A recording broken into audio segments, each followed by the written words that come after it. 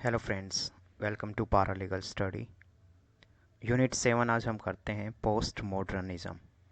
तो ये वैसे यहाँ पे पोस्ट मॉडर्न लिखा हुआ है, बट आप इसको थ्योरी अगर समझें तो पोस्ट मॉडर्निज्म थ्योरी आप इसको समझ सकते हैं। सबसे पहले बेसिक सी चीज़ हम देखते हैं कि पोस्ट मॉडर्निज्म थ्योरी होती क्या है। तो सबसे पहले पोस्ट मॉडर्निज्म जो टर्म है वो दी थी लियोटार्ड ने। उन्होंने बुक लिखी थी जिसका नाम है द पोस्ट मॉडर्न कंडीशन। उसमें उन्होंने क्या बोला था, उसमें उन्होंने स्पेशली मेंशन किया कि पोस्ट मॉडर्निज्म जो टर्म है उसका मतलब ही क्या है, इनक्रूडेलिटी टुवर्ड्स मेटा नैरेटिव। इसका मतलब क्या होता है? अगर आपने कार्ल मार्क्स को पढ़ा है और उसके ऊपर ऑलरेडी हमने लेक्चर बनाया हुआ है, तो मार्क्स ने मेटा नैरेटिव का कॉन्सेप्ट दिया है। इसका मतलब वो एक ऐसी थ्योरी देते हैं, एक ऐसा सॉल्यूशन देते हैं जो पूरी वर्ल्ड के लिए एप्लीकेबल होगा और उससे हर एक प्रॉब्लम को आप सॉल्व कर सकते हैं। This is known as meta narrative in the simple terms. But यहाँ पे लियोटार्ड क्या मेंशन करते हैं, वो कहते हैं कि मेटा नैरेटिव जैसी कोई चीज़ होती नहीं है।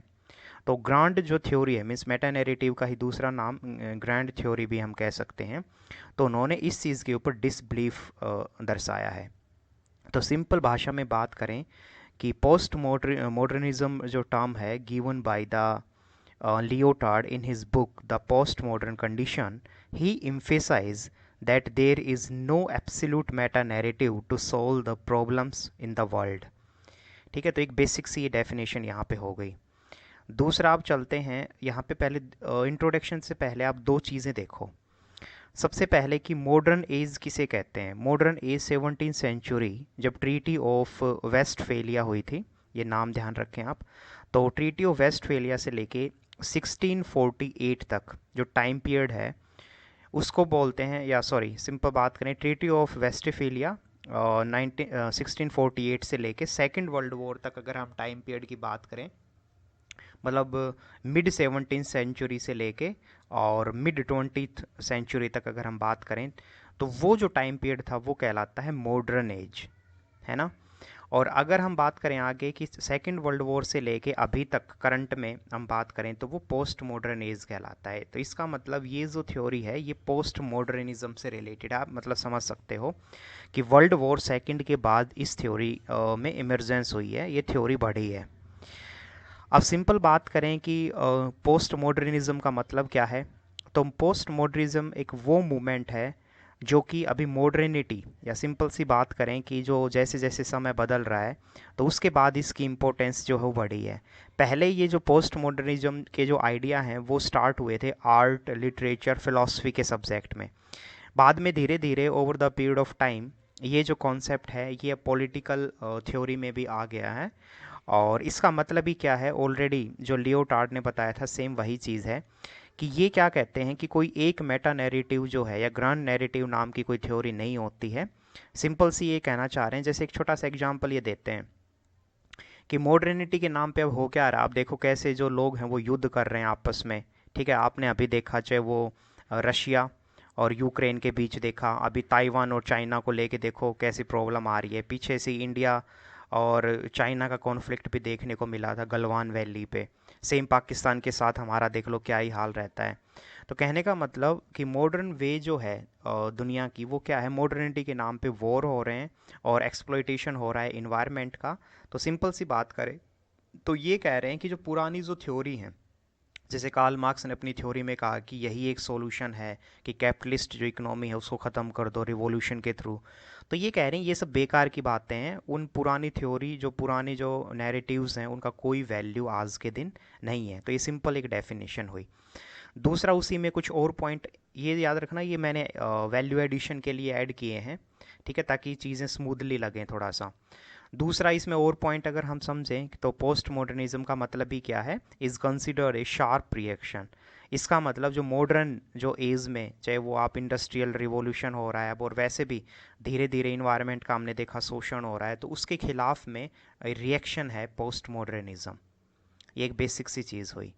फिर अगर हम बात करें कि 19th सेंचुरी तक अगर हम देखें तो सभी डिसिप्लिन, चाहे वो आर्किटेक्चर हो, literature, art, philosophy, ethics, political science, sociology, economics, ठीक है, और फिनोलॉजी, इसका मतलब होता है जो क्रिमिनल से रिलेटेड है ना, जो थ्योरी होती है वो इसमें पढ़ते हैं। तो वो उन सब में क्या है, with different emphasis with in each of this disciplines. कहने का मतलब सिंपल है कि जो ये सारे जो डिसिप्लिन हैं इनमें धीरे धीरे धीरे अगर हम देखें तो पोस्ट मॉडर्निज्म जो कॉन्सेप्ट है उसको ऐड किया गया। और फाइनली फिर हम बात करें तो considered post modernism is considered as a bucket. जैसे एक बकेट होती है ना, इसमें सारी चीज़ें एक दूसरे से जुड़ी हुई होती हैं इन द सेम वे। क्योंकि पहले क्या होता था ना, ये जो सभी डिसिप्लिन ये डिसिप्लिन्स जो हैं, सब्जेक्ट जो हैं, उनको अलग अलग तरीके से ट्रीट किया जाता था, अलग अलग उन पे जोर दिया जाता था डिफरेंटली।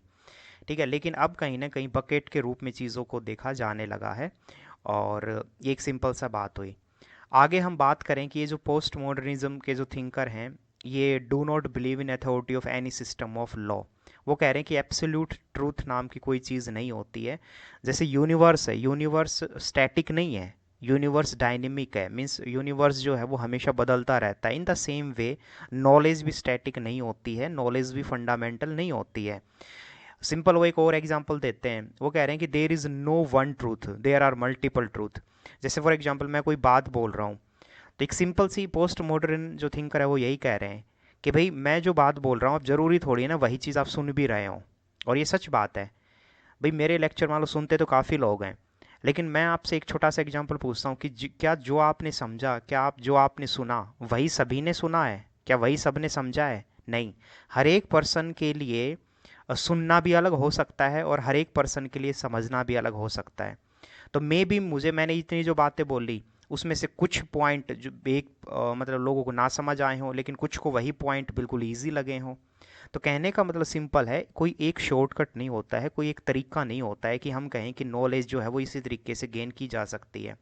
एक और एग्जांपल ले लो। जैसे मैंने कहा कि मेरा स्ट्रेंथ क्या है, मुझे नोट मेकिंग करके पसंद है।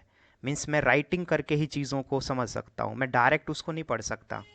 क्योंकि मेरा जो काम ही है वो रिसर्च वाला काम है, तो मुझे राइटिंग बहुत करना पड़ता है। ठीक है, तो रिसर्च में और इवन आप कल को आप मास्टर्स और पीएचडी करेंगे, आप भी रिसर्च लाइन में जाएंगे, तो आप पाएंगे कि writing is most crucial part, most important और essential part for doing research.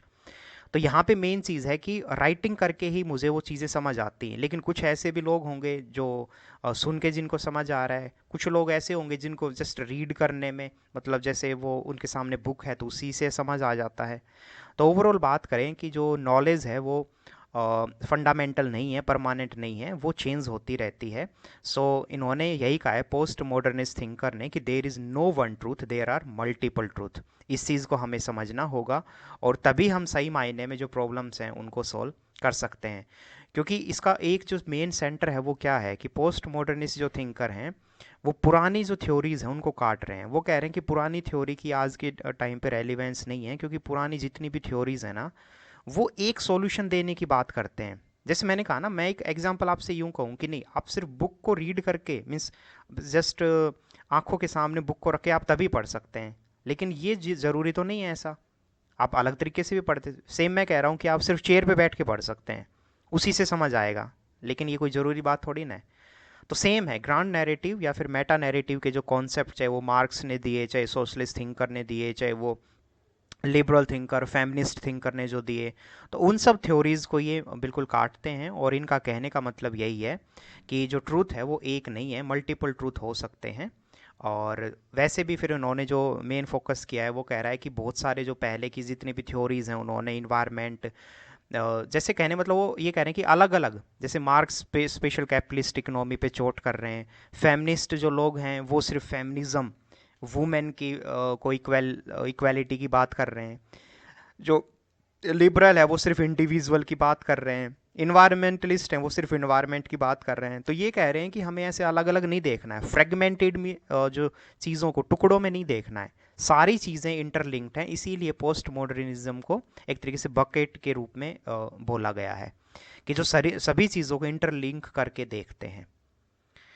और इसके जो कुछ इम्पोर्टेंट जो पोस्ट मॉडर्न जो थिंकर हैं, तो उसमें सबसे मोस्ट इम्पोर्टेंट थिंकर हैं वो है लियोटार्ड, ठीक है, और मिशेल फुकॉट, और इसके लिए देरिदा, और लाकलू और मूफ। ठीक है ना, ये यहाँ पे भी लिखा हुआ है, लाकलू, मूफ, देरिदा, लियोटार्ड और फुकॉल्ट। तो ये सारे थिंकर हम पढ़ेंगे अब बारी बारी से। बट इसमें भी अगर हम सबसे मेन बात करें, एक ट्रायंगल बनानी हो, मीन्स तीन मोस्ट इंपॉर्टेंट, तो लियोटार्ड, फुकॉल्ट और दारिदा। ठीक है, ये तीन इंपॉर्टेंट थिंकर हैं। और तो अब हम सबसे पहले चलते हैं लियोटार्ड पे। उनका जो पूरा नाम है वो है जीन फ्रांसोसिस लियोटार्ड। अब इन्होंने क्या, इन्होंने एक बुक लिखी थी। पहले तो ये देख लेते हैं कहाँ के हैं ये, फ्रांस के हैं ये, ठीक है ना, फ्रेंच पॉलिटिकल फिलोसफर हैं ये। और इन्होंने एक बुक लिखी जिसका नाम है the post modern condition, a report on knowledge. इसको Bible of the post modernism माना जाता है। मतलब सिंपल है कि कल को अगर इस थ्योरी पे आप रिसर्च करते हैं, आप पीएचडी करते हैं और आप पोस्ट मॉडर्निस्ट थिंकर बनना चाहते हैं, आप अपना कुछ नया आइडिया इसमें ऐड करना चाहते हैं, तो आप लोगों के लिए सबसे जो बेस्ट बुक है जो आपको पढ़नी होगी वो है इनकी, लियोटार्ड की जो बुक है post modern condition, report on knowledge. तो इसको बाइबल ऑफ पोस्ट मॉडर्निज्म भी कहा जाता है। अब इसमें क्या है, तो it survey the status of science and technology, examine the condition and the changing nature of knowledge and emphasize the replacement of grand narrative, है ना। तो इन्होंने जो सबसे ज़्यादा जोर दिया है वो क्या, कि ग्रांड नैरेटिव को रिप्लेस करके लिटिल नैरेटिव पे जोर दिया है। तो सिंपल सी मतलब है कि ये एक वन कोई सॉल्यूशन नहीं सुझा रहे हैं, ये कह रहे हैं लिटिल नैरेटिव्स, मतलब हर छोटी छोटी चीज़ में कोई ना कोई ट्रूथ छुपा हुआ होता है।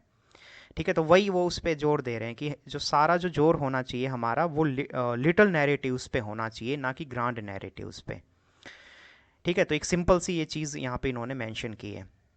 दूसरा, अगर हम एक यहाँ पर एग्जांपल से समझें कि ये लिटिल नैरेटिव्स का मतलब क्या है, तो लिटिल नैरेटिव का मतलब ये है, जैसे एक एग्जांपल ले लो कि पॉलिटिकल एक्टिविटी जो हमारी हुई, अगर हम बात करें कि जब हम आज़ाद हुए, ठीक है, तो आप एक बात बताइए, मार्क्सिस्ट जो लोग हैं ना, मतलब जब इंडिपेंडेंस जो हमारा पूरा मूवमेंट था ब्रिटिश के खिलाफ, उसमें जो फेमिनिस्ट वाले लोग हैं वो उस पूरे स्ट्रगल को फेमिनिस्ट के एंगल से देख रहे होंगे, मार्क्सिस्ट वाले जो हैं वो उसको मार्क्सिस्ट एंगल से देख रहे होंगे, इसके अलावा जो लिबरल हैं वो उनको लिबरल की तरफ सेंस में देख रहे होंगे, कुछ ऐसे भी होंगे कंजर्वेटिव, ठीक है, ये आइडियोलॉजी भी हमने पढ़ी है, तो वो कंजर्वेटिव तरीके से चीज़ों को देख रहे होंगे।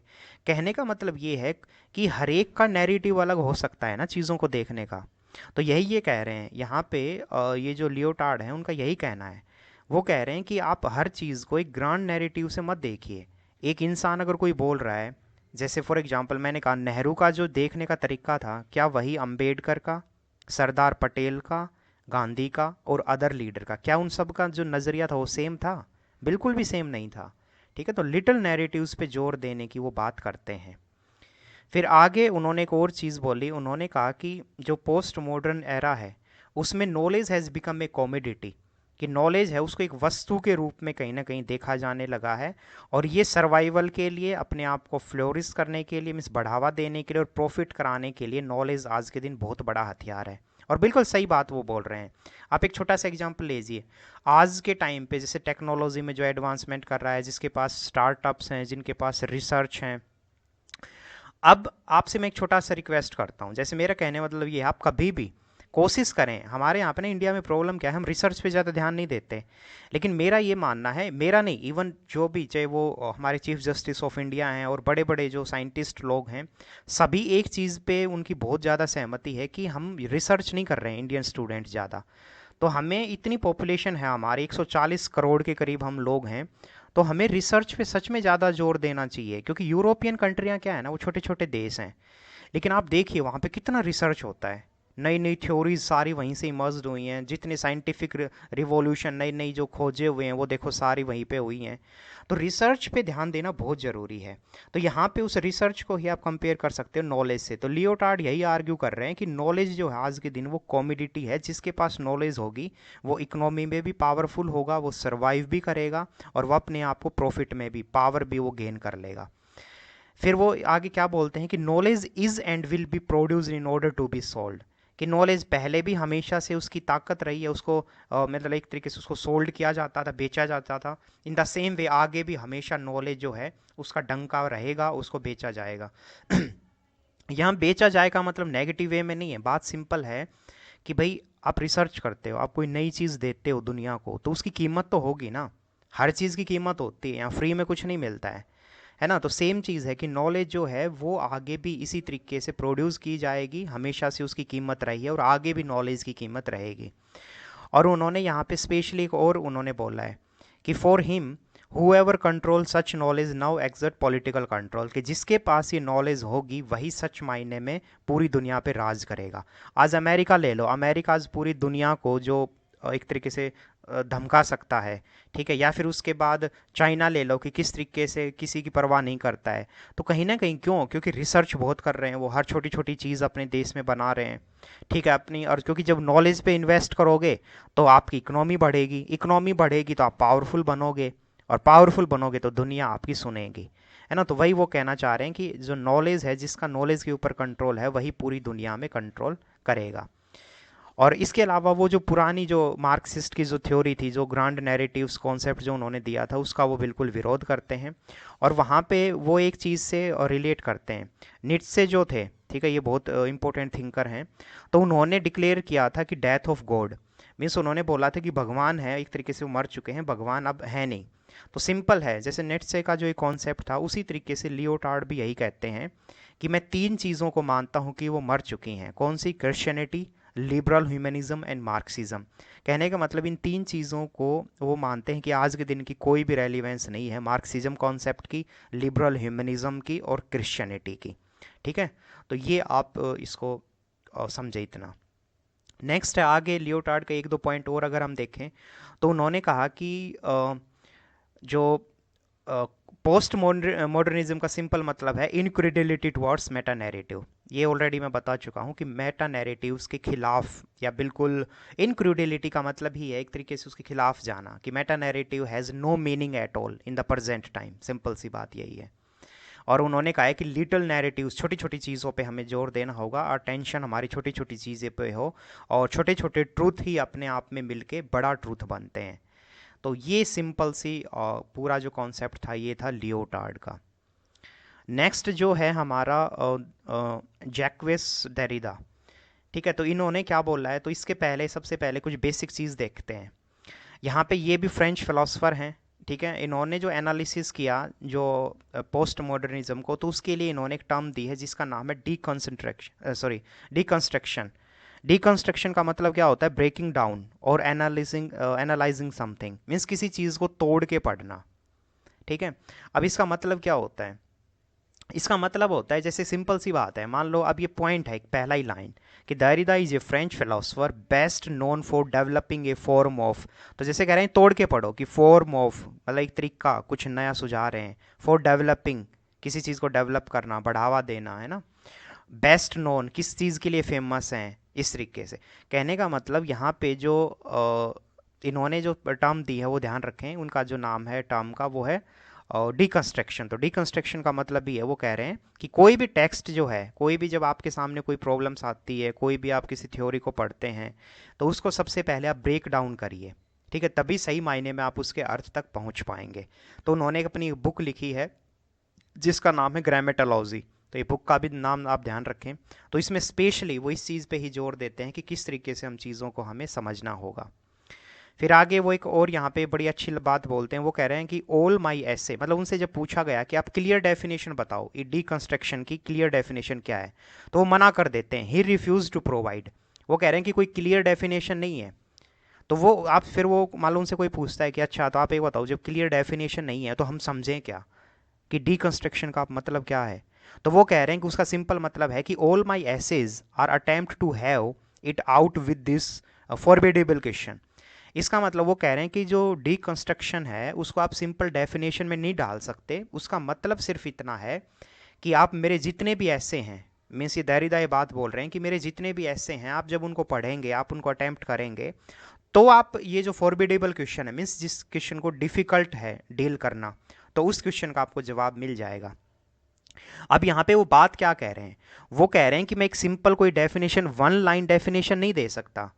बस आप इतना समझ लीजिए कि डिकंस्ट्रक्शन का मतलब ही है way of interpreting the text. और भाई भाई वो बिल्कुल सही बात बोल रहे हैं। अब मैं आपको जो नोट्स प्रोवाइड कर रहा हूँ, ठीक है, और जैसे जो काफ़ी स्टूडेंट्स जो मेरे नोट्स बाई करते हैं, ठीक है, तो एक छोटी सी चीज़ है जो उस नोट्स में जब मैं बिल्कुल शॉर्ट और क्रीम जो उनको देता हूँ, नोट्स जो प्रोवाइड कराता हूँ, ठीक है, तो उसमें क्या होता है कि बहुत ईजी लैंग्वेज में चीज़ें लिखी हुई होती हैं ताकि जो टेक्स्ट है उसको इंटरप्रेट करना ईजी हो जाए। क्योंकि एग्जाम में क्या है ना, एग्जाम में हमारा जो मेन टारगेट है वहाँ पे हमें हैवी चीज़ें, जो बड़ी बड़ी टर्म्स तो याद रखना, मैं डालूंगा ही उसमें, जैसे डिकंस्ट्रक्शन टर्म्स मेरे नोट्स में ज़रूर होगी, लेकिन यहाँ पे हमें समझना ये है कि वो जो टेक्स्ट है वो इस तरीके से हो जो इंटरप्रेटिंग द टेक्स्ट, कि जिसको ईजिली स्टूडेंट समझ पाए, है ना। तो सेम है यहाँ पे कि वो यही कहना चाह रहे हैं कि डिकंस्ट्रक्शन का मतलब ही है कि way of interpreting the text. और फिर यहाँ पे वो प्रोसेस भी बताते हैं कि कैसे आपको चीज़ों को इंटरप्रेट करना है। वो कह रहे हैं, जैसे एक छोटा सा एग्जांपल लीजिए, कि ह्यूमन जो लैंग्वेज है ना, वो ऐसा नहीं है कि सबके लिए एक ही जैसी हो। ऑलरेडी ये मैं स्टार्टिंग में बता चुका हूँ कि मैं आपको अब बोल रहा हूँ, लेकिन ज़रूरी नहीं है आप जितने भी लोग सुन रहे हैं सभी को एग्जैक्ट मीनिंग या बिल्कुल जो मैं बोलना चाह रहा हूँ वही आपको समझ आ रहा हो, ऐसा तो ज़रूरी नहीं है। क्या पता आपकी जो नॉलेज है, आपका जितना जो दायरा है, आप जिस रेंज में हैं, मीन्स आपने पढ़ाई अगर बहुत कम की है तो आपको बहुत गहराई से चीज़ें नहीं आएंगी समझ। लेकिन सेम आप रिसर्च की तरफ बढ़ रहे हैं, आपका बहुत इंटरेस्ट है स्टडी में, तो मे बी जो मैं पॉइंट बता रहा हूँ एक एक पॉइंट आपको बिल्कुल टच कर रहे होंगे। तो यहाँ पे वही कह रहे हैं वो कि डीकंस्ट्रक्शन का मतलब ही है just a two way to interpret the text.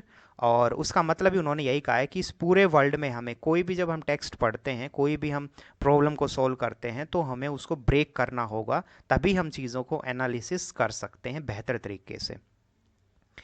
इसके अलावा इसी में ही अगर हम बात करें तो वो कुछ और थिंकर को भी एसोसिएट करते हैं। जैसे यहाँ पे क्या है कि by doing close reading of, उन्होंने मतलब जो ये दरीदा हैं उन्होंने प्लेटो को भी पढ़ा, ठीक है। इसके अलावा हसरेल, नित्से, ऑस्टिन, मार्क्स, रूसो, फ्रेड, ठीक है, इन सब को उन्होंने पढ़ा है। तो उनको पढ़ने के बाद उन्होंने वो इस चीज़ पे आए हैं कि text internal tension and contradiction. यहाँ पे ना बड़ी इंटरेस्टिंग एक वो चीज़ बोल रहे हैं, जब वो क्रिटिक्स कर रहे हैं ना इन थिंकर को, इन सभी थिंकर्स को, क्योंकि ये सारे एंशियंट थिंकर और मेडिवल थिंकर हैं, तो वो पता है क्या कर रहे हैं, वो कोई ऐसी लाइन पिक कर रहे हैं इन थिंकर्स की जो कॉन्ट्राडिक्शन में हो। अब इसका मतलब क्या होता है, जैसे फॉर एग्जांपल मैं आपको ये कह रहा हूँ कि जो मैं सिंपल नोट्स प्रोवाइड करता हूँ, कोई भी पर्टिकुलर यूनिट है वो 10 रुपीज़ में मैं नोट्स प्रोवाइड करता हूँ, उसके लिए व्हाट्सएप या मेल करना होता है।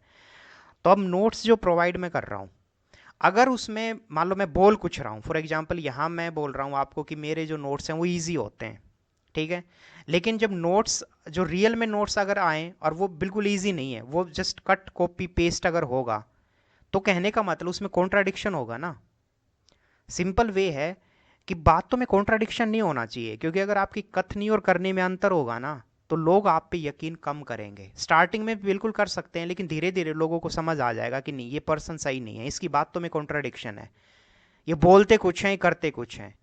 तो यहाँ पे सेम है, ये जो इन थिंकर्स को इन्होंने दरीदा ने जो काउंटर किया है ना, उन्होंने यही कहा है कि ये जो थिंकर हैं, इनको मैंने बहुत अच्छे से इनके जो टेक्स्ट है उनको पढ़ा, और मैंने ये पाया कि उनके मीनिंग जो है ना बीच में कई जगह वो कॉन्ट्राडिक्शन में है।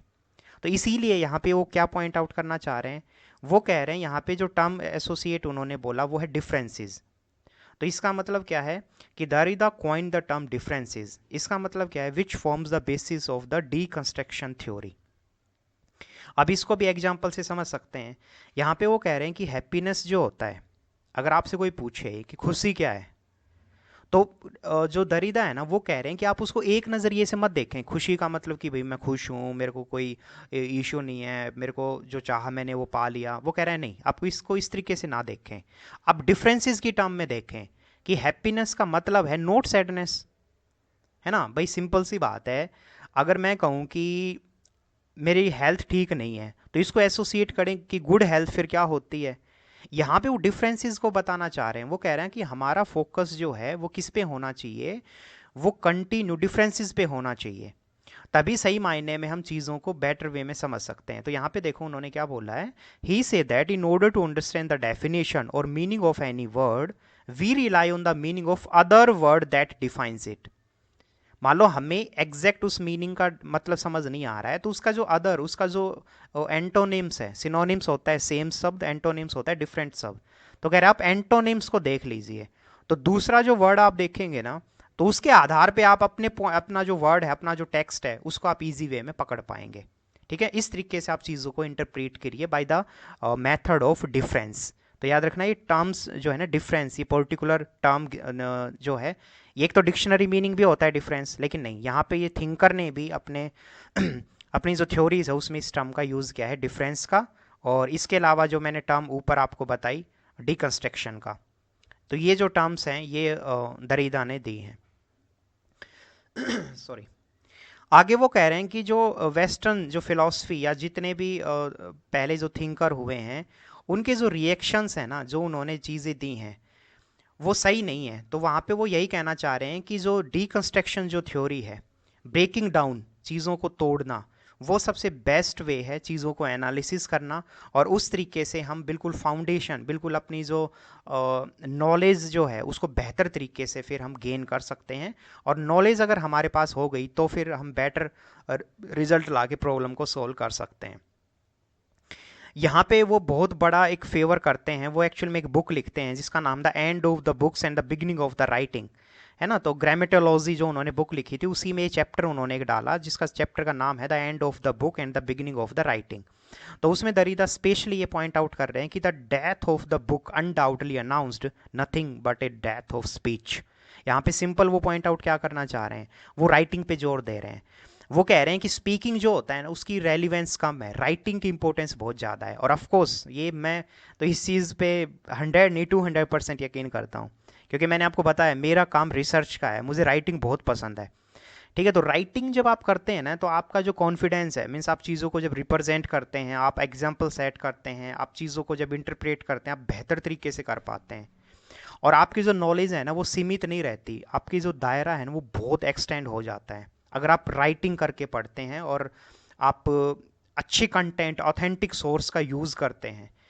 ठीक है, तो सेम यहाँ पे वही कहना चाह रहे हैं कि अगर आप बुक नहीं, मतलब आप फॉर एग्जांपल यहाँ पे आप एक और चीज़ ले लीजिए कि कई बार क्या होता है, कोई राइटर है, कोई बुक लिख रहा है, तो उसको सरकार उस बुक को पब्लिश नहीं होने देती, बैन कर देती है, कोई भी ऐसी चीज़ें होती हैं। तो वो कह रहे हैं कि सही सॉल्यूशन नहीं है, क्योंकि आप बुक को अगर बैन कर रहे हैं ना तो एक तरीके से आप बुक की डेथ कर रहे हैं।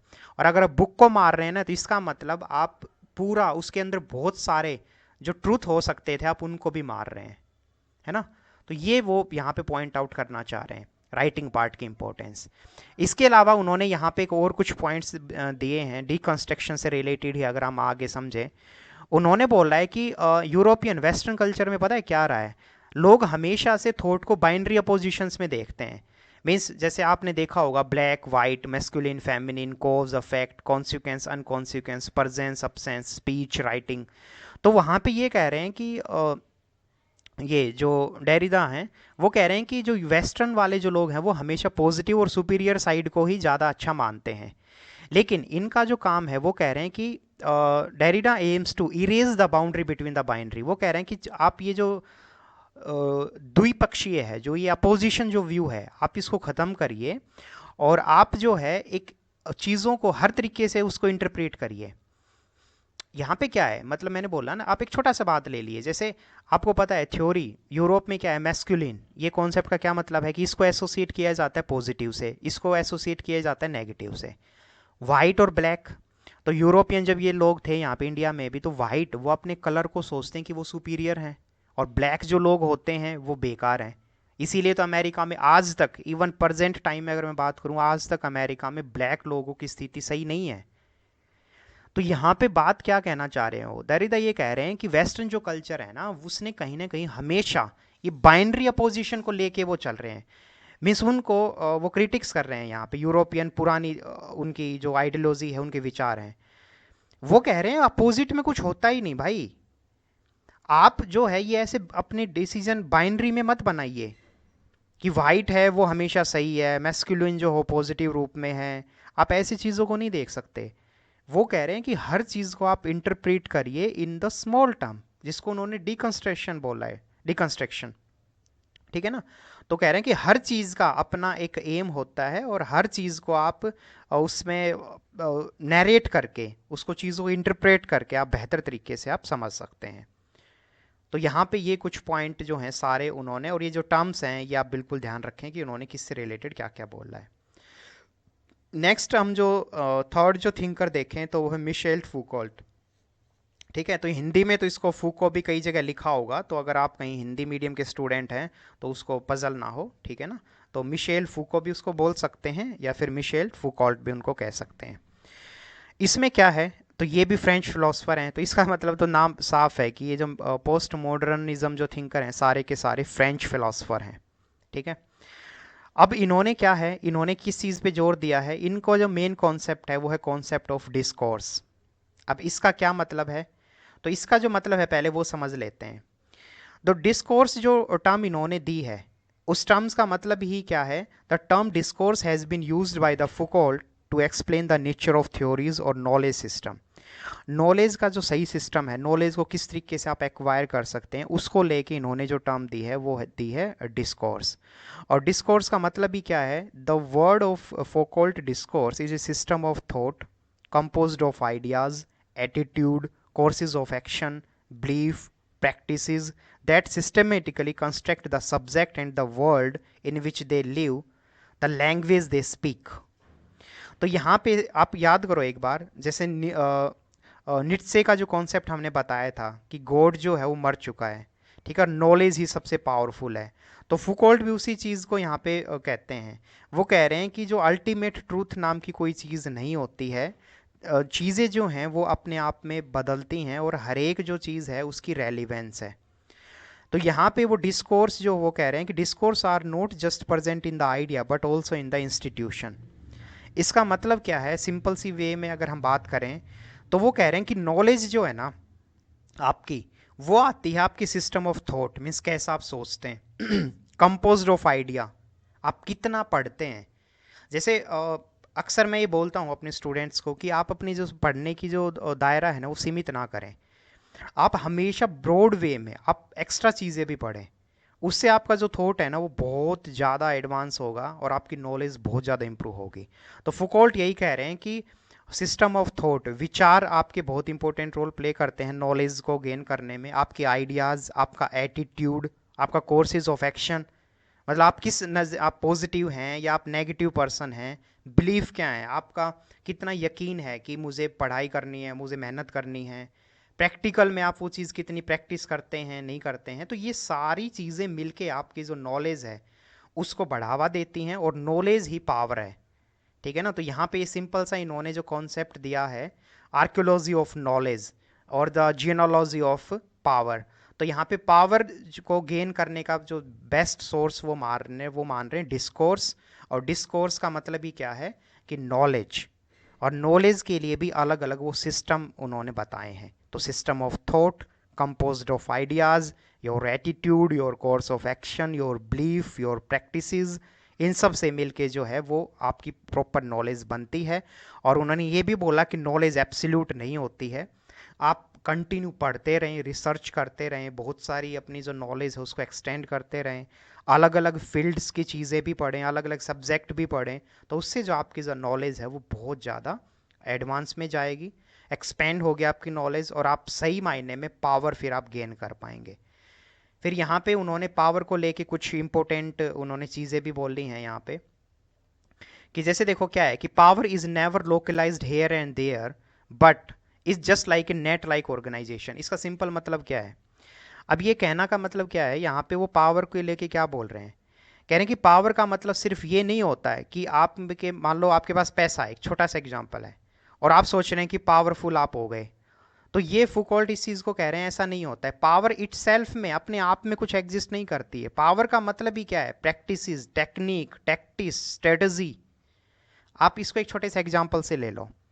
मान लो मैं आपसे अब कह रहा हूं कि सिर्फ पढ़ना, मान लो कोई बहुत ज़्यादा पढ़ता है, तो क्या सिर्फ पढ़ना ही अपने आप में पर्याप्त है? आप कहेंगे नहीं। पढ़ने के साथ क्या क्या करना होगा, हमें उसकी प्रैक्टिस करनी होगी, प्रॉपर स्ट्रेटजी बनानी होगी, एथेंटिक रिसोर्सेज को पढ़ना होगा, और अपने जो व्यू हैं उसके ऊपर विचार करना होगा, खुद का अपने आइडियाज़ डेवलप करने होंगे। तो कहने का मतलब सिर्फ पढ़ना अपने आप में पर्याप्त नहीं है, उससे रिलेटेड, उससे एसोसिएटेड भी चीज़ें हैं। तो in the same way power जो है, पावर सिर्फ अपने आप में ही नहीं है कि पावर का मतलब ये जस्ट एक वर्ड जो है पावर वो अपने आप में ही पर्याप्त है, नहीं। पावर के पीछे बहुत सारी चीज़ें होती हैं। ठीक है, प्रॉपर स्ट्रेटजी होती है, प्रॉपर टेक्निक्स होती हैं, प्रॉपर प्रैक्टिसेस और टेक्निक्स और बहुत सारी चीज़ें जो हैं काम करती हैं, तब सही मायने में जो पावर है वो बनता है। है ना। तो यहाँ पावर का मतलब वो ये समझा, वो यहाँ पे नॉलेज को ही वो समझाना चाह रहे हैं कि नॉलेज जो है वो बहुत सारी चीज़ों से मिलके बनती है। उसका कोई एक पर्टिकुलर अगर हम थ्योरी बना दें, हम कहें कि बस बस एक ये समाधान है, आप ऐसे कर लीजिए, तो ये सही चीज़ नहीं है। तो एक ये हुआ पावर को लेके। दूसरा उन्होंने ये बोला जैसे कि जो ये पावर है, all social relations are relation of power, वो अलग अलग मोड से आते हैं, हमारे कल्चर से, अलग अलग ह्यूमन बींग जब साथ में मिलते हैं, इन सब चीज़ों से मिलके कंप्लीट जो रिलेशन है पावर का वो बनता है। फिर पावर को वो कहते हैं कि फंडामेंटल है।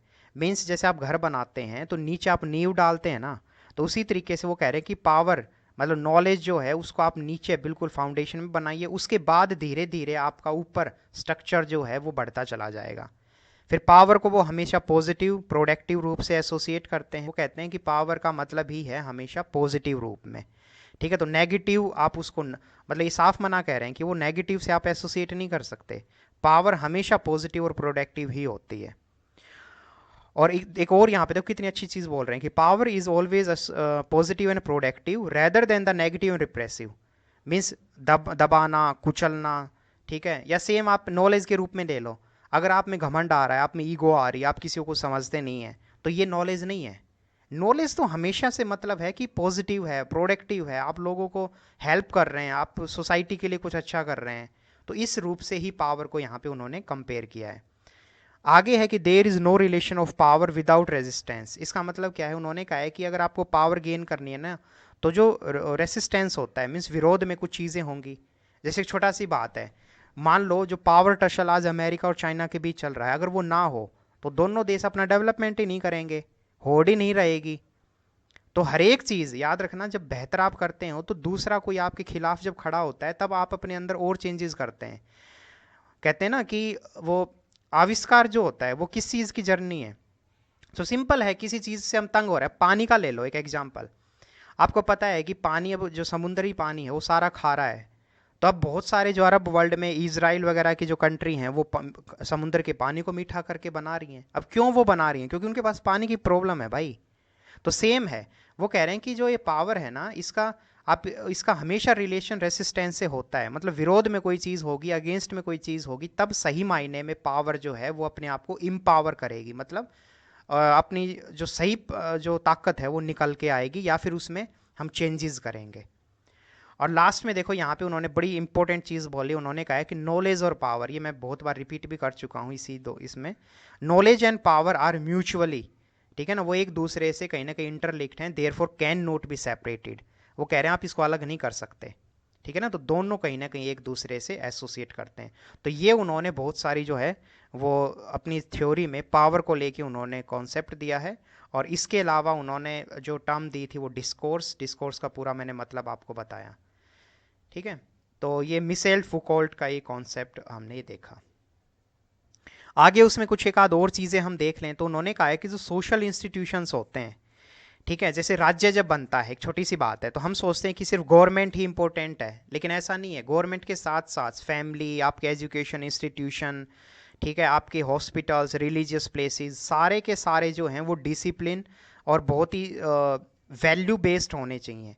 तब सही मायने में जो गवर्नमेंट है या जो भी स्टेट है, राज्य है, वो बेहतर तरीके से काम कर पाएगा। तो यहाँ पे वो स्पेशल इस चीज़ पे ही फोकस कर रहे हैं। वो कह रहे हैं कि आप अगर एक यूनी पावर को सोच रहे हैं कि सिर्फ बस, अभी मान लो एक एग्जांपल ले लो, हम कहें कि जो गवर्नमेंट है हमारी सेंट्रल गवर्नमेंट, वो पावरफुल होना बहुत ज़रूरी है। अगर सेंट्रल गवर्नमेंट पावरफुल होगी तो चीज़ें ईजी हो जाएंगी। भाई ऐसा नहीं है। सेंट्रल गवर्नमेंट अपनी जगह ठीक है, उसके साथ साथ रिलीजियस इंस्टीट्यूशन को, हमारी फैमिली में जो वैल्यूज़ हमें बचपन से दी जाती हैं वो इंपॉर्टेंट होनी चाहिए। हर चीज़ हमारी जो है वो इंटरलिंक होती है। और हर चीज़ जब इंटरलिंक होगी सोसाइटी में, तभी सही मायने में जो कंट्री है, जो राज्य है, वो इकोनॉमिकली, पॉलिटिकली और हर रूप से अपने आप को वो डेवलप कर पाएगा। यहाँ पे फिर एक और वो थ्री इंस्टीट्यूशन की जिक्र करते हैं इंस्ट्रूमेंट की। He also identify the three instrument of disciplinary power. वो कह रहे हैं कि जो पावर है उसको अगर हम और बेहतर बनाना चाहते हैं तो उसके लिए तीन इंस्ट्रूमेंट वो बोल रहे हैं। पहला क्या है, वो कह रहे हैं हायरार्कियल ऑब्जर्वेशन। इसका मतलब क्या है कि ओवरसी, मतलब सभी चीज़ों को देखना, to oversee all they control, है ना। कहने का मतलब कि एक चीज़ नहीं, जैसे हमने बात की अभी कि जो सोसाइटी को आपको इम्प्रूव करना है तो आपको ओवरऑल सभी चीज़ों को कंट्रोल करना होगा, सभी चीज़ों को बेहतर बनाना होगा, तब सही मायने में आप जो पावर है उसको आप गेन कर पाएंगे। तो ये एक उन्होंने आइडेंटिफाई किया तरीका। दूसरा है उन्होंने ability to make normalize judgments and to punish. मान लो कोई जब कानून बनाते हैं जैसे, और कोई हमने बताया कि एक प्रॉपर हम कोई विजन लेके चल रहे हैं, अब उसका कोई पालन नहीं कर रहा है, कोई उसके आगे बाधा पैदा कर रहा है, कोई उसके आगे मुसीबत क्रिएट कर रहा है, तो हमारे अंदर वो क्षमता हो क्या कि उसको हम वॉयलेट जो कर रहा है उसको पनिश कर सकें। ठीक है, तो ये दूसरा वो इंस्ट्रूमेंट बता रहे हैं। तो पहली मैं क्या बोला उन्होंने कि सभी चीज़ों को कंट्रोल करना, सभी चीज़ों को बेहतर तरीके से जोड़ के चलना। ठीक है, हर छोटी छोटी चीज़ पे ऑब्जर्व करना, तो हायरार्किकल ऑब्जर्वेशन की वो बात करते हैं। दूसरा उन्होंने जो बोला है वो कह रहे हैं कि कोई चीज़ अगर वॉयलेट करता है किसी प्रॉपर जजमेंट का, कोई रूल्स रेगुलेशन का, तो उसको पनिश करना। और तीसरा है use of examination to observe the things, चीज़ों को ऑब्जर्व करना। कि जैसे आपने प्रॉपर जो अब मान लो पढ़ाई से ले, इसको आप एसोसिएट कर दो अपनी पढ़ाई से, कि मैं आपसे कहूँ कि 3 इंस्ट्रूमेंट कि आप कैसे ज़्यादा से ज़्यादा पढ़ाई कर सकते हैं। तो मान लो एक तो मैंने कहा कि आप चीज़ों को, हर सब्जेक्ट को अपना इक्वली टाइम दीजिए, हर चीज़ को ऑब्जर्व करिए, आप राइटिंग पार्ट भी सुधारिए, आप थिंकिंग पार्ट भी सुधारिए, तो ये एक हुआ। दूसरा कि सेम अगर आप किसी दिन अपना पढ़ाई नहीं करते हैं तो अपने आप को थोड़ा सजा दीजिए। सजा का मतलब ही है यहाँ पे कि नहीं, कि ऐसा क्यों मैंने किया, मुझे पढ़ना चाहिए था, इस तरीके से। और तीसरा है हर छोटी छोटी चीज़ को ऑब्जर्व करना, आसपास क्या हो रहा है, समाज में क्या हो रहा है, उन चीज़ों को भी ऑब्जर्व करते हुए अपनी जो नॉलेज है उसको ज़्यादा से ज़्यादा बढ़ावा देना।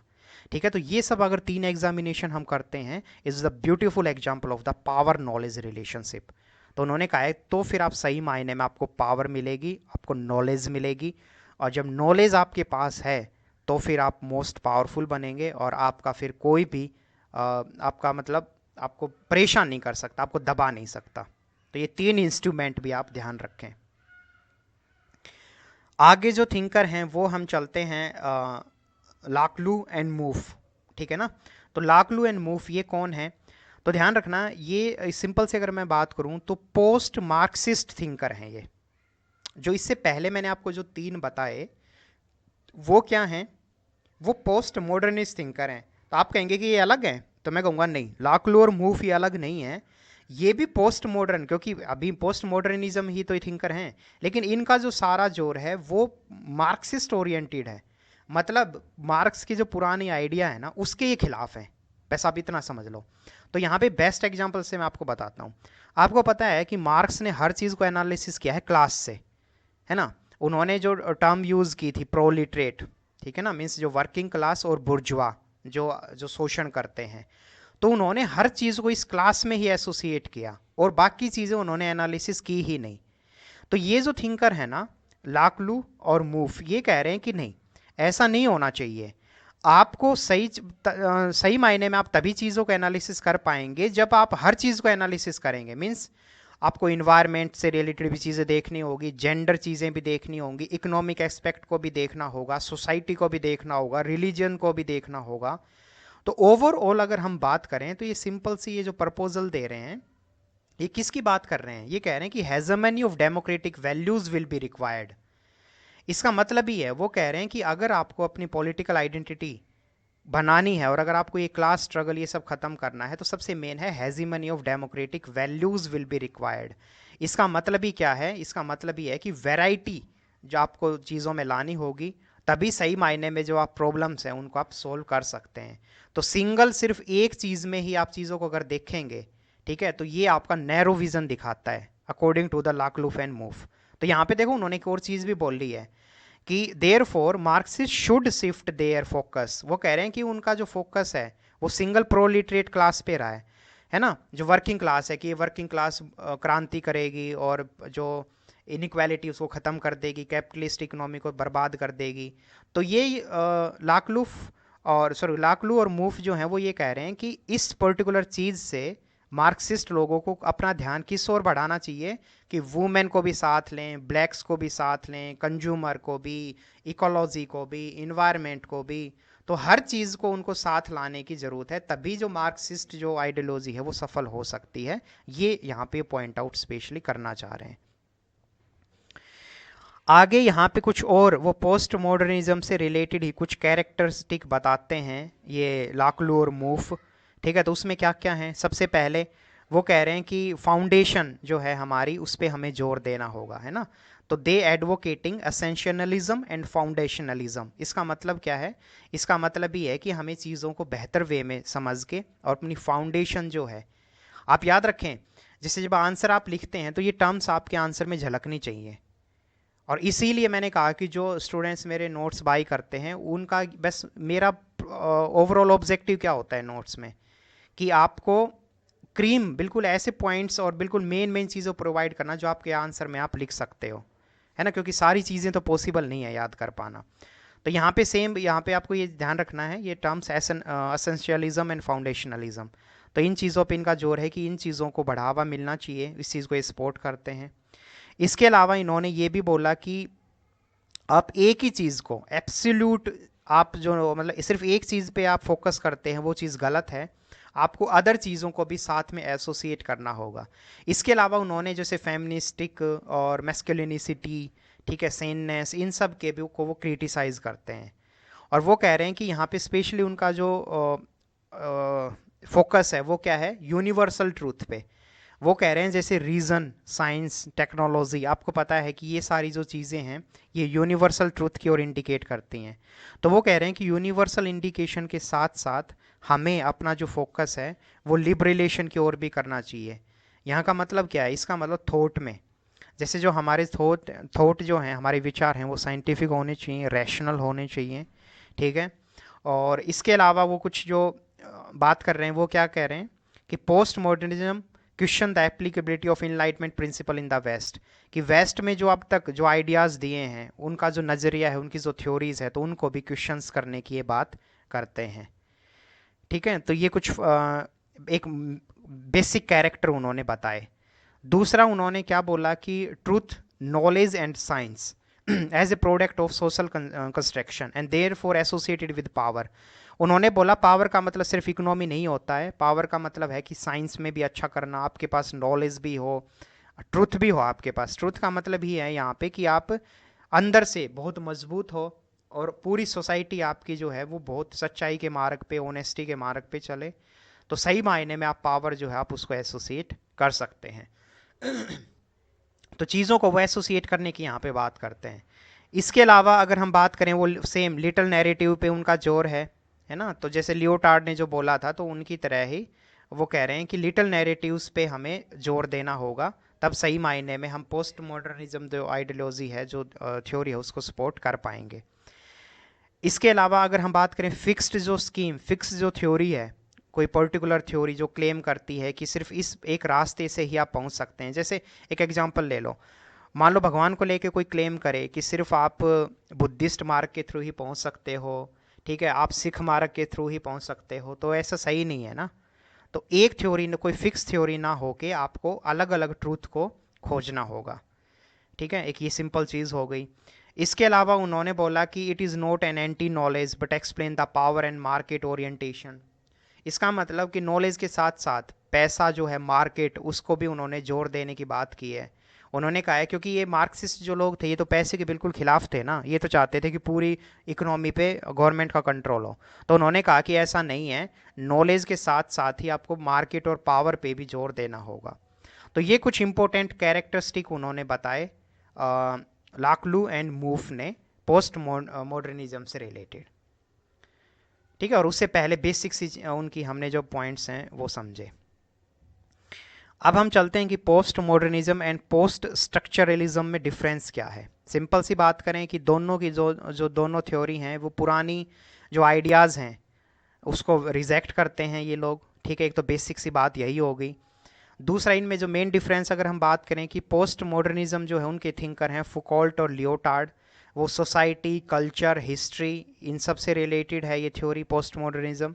और पोस्ट जो स्ट्रक्चरलिज्म थ्योरी है वो स्पेशल फोकस है उसका नॉलेज पे और लैंग्वेज पे, ठीक है ना। और इसी को उन्होंने एसोसिएट किया था पावर से, याद करो।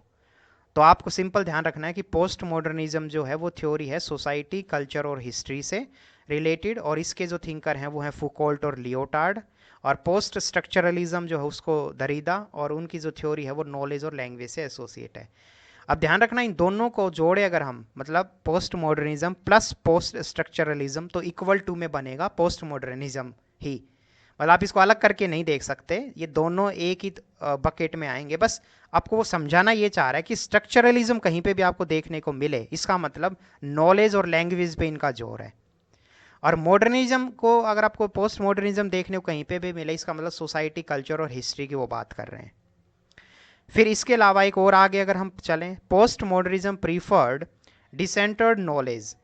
इसका मतलब क्या है कि डिसेंटर्ड नॉलेज, और यहाँ पे एंटी फाउंडेशनलिज्म। अब इसका मतलब सिंपल सा मतलब समझ लो, क्योंकि पोस्ट मॉडर्निज्म वाले जो हैं वो कह रहे हैं नॉलेज से बाहर निकल के हमें सोसाइटी, कल्चर, हिस्ट्री, उन सब को भी चीज़ों को समझना होगा, है ना। तो इसका मतलब नॉलेज से वो बाहर निकल रहे हैं। लेकिन ये पोस्ट स्ट्रक्चरलिज्म वाले हैं, इनका जो मेन फोकस क्या है वो है rational ground for knowledge, knowledge ही इनका मेन सेंटर पॉइंट है। तो इसका मतलब कहीं ना कहीं दोनों आप ये पॉइंट एसोसिएटेड ही हैं, तो एक बस पॉइंट में आप समझ लें, और बाकी जो मैंने आपको बताया कि ये पुरानी जो थ्योरीज हैं दोनों, उनको ये लोग रिजेक्ट करते हैं। तो ये एक बेसिक सा डिफरेंस आपकी बुक में दे रखा था। आगे है कि जो पोस्ट मॉडर्निज्म और आज के दिन ग्लोबलाइजेशन को अगर हम कंपेयर करें तो इसकी रेलिवेंस क्या है। तो आप कहेंगे कि पूरी जो दुनिया है आज के दिन, याद रखना, वो जुड़ी हुई है, इंटरलिंक है। तो इसीलिए हम एक पर्टिकुलर, जैसे मैं बोला मार्क्स की थ्योरी फेल क्यों हो गई, क्यों ज़्यादा उसकी रेलिवेंस नहीं रही आज के टाइम पे, क्योंकि सबसे बड़ा प्रॉब्लम यही है कि आज के दिन जो देश हैं वो एक दूसरे से इंटरलिंक है, जुड़े हुए हैं, है ना। मतलब आज रशिया और यूक्रेन में वॉर हो रहा है तो उसका रिजल्ट पूरी दुनिया को देखने को मिल रहा है। तो इन द सेम वे यहाँ पे वो यही कहना चाह रहे हैं कि आजकल जो नेशंस हैं वो एक दूसरे से जुड़े हुए हैं, एक अम्ब्रेला की तरह, है ना। तो यहाँ पे देखो, under the umbrella of globalization सारे जो राज्य हैं, स्टेट्स एंड सोसाइटी, उनमें चेंजेस आ रहे हैं, वो एक दूसरे से जुड़े हुए हैं, एक दूसरे के ऊपर उनकी इंटरडिपेंडेंसी है। तो इसीलिए अगर हम समझे कि आप फ्रेगमेंटेड, आप बिल्कुल अलग आइसोलेट रह के आज के दिन आप सरवाइव नहीं कर पाएंगे, तो इसीलिए पोस्ट मॉडर्निज्म वाले जो हैं वो कहते हैं कि हमें नॉलेज को गेन करना होगा अलग अलग सोर्सेज के थ्रू, ठीक है। और हमें सिर्फ एक पर्टिकुलर कॉन्सेप्ट के थ्रू अपने प्रॉब्लम को सॉल्व हम नहीं कर सकते, हमें हर चीज़ पे बारीक से नज़र रखनी होगी कि इन्वायरमेंट में क्या प्रॉब्लम है, इकोनॉमी में क्या प्रॉब्लम है, दुनिया लड़कियों के साथ या महिलाओं के साथ जो प्रॉब्लम्स हो रही हैं उसको लेके क्या प्रॉब्लम है। ओवरऑल हमें चीज़ों को बकेट की फॉर्म में एसोसिएट करके हुए देखना होगा, तभी सही मायने में हम अपने देश को डेवलप करा सकते हैं। तो ये है पूरा चैप्टर। और सेम वही अगर आपको किसी को नोट्स चाहिए तो ओनली 10 रुपीज़ में आपको नोट्स मिल जाएंगे, आपको मेल या व्हाट्सएप करना होगा, ठीक है, जो कि इजीली और एग्ज़ाम ओरिएंटेड वो नोट्स होते हैं, ठीक है। तो खूब सारी मेहनत करें, and thank you so much.